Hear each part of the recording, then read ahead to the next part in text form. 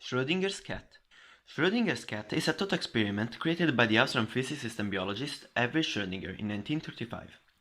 It was intended as a discussion about the EPR article, Einstein-Podolsky-Rosen, which illustrates the strange nature of quantum superposition in the orthodox theory.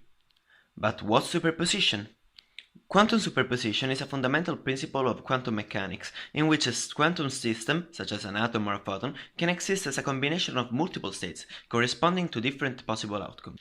It means that if there is the possibility of finding a particle here in a state, here in another, here in a different one, and so on, the particle, until it's not measured, exists in all the possible states it could be in at the same time. But when a particle is measured, the superposition collapses, and the particle randomly picks one of the different states it could be in. So just talk about this thought experiment. Schrödinger imagined to put a cat and a small radioactive substance in a still chamber for an hour.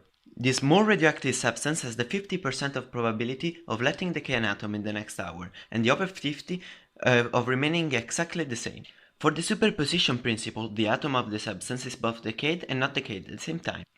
Only when we open the box we can state if it is decayed or not. Inside the box there is a particular trigger, so that, if the atom decays, the Geiger counter will detect it and let drop a number on the poison flask. That will break and spread the toxic gas that will kill the cat. So what we can say about the cat after 1 hour?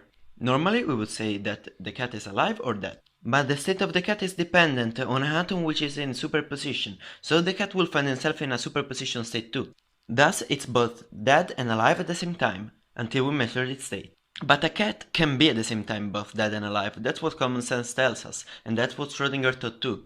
In fact, with this experiment, he wanted to demonstrate the absurdity of quantum mechanics, showing the paradoxical results that it gives if applied to a microscopic system.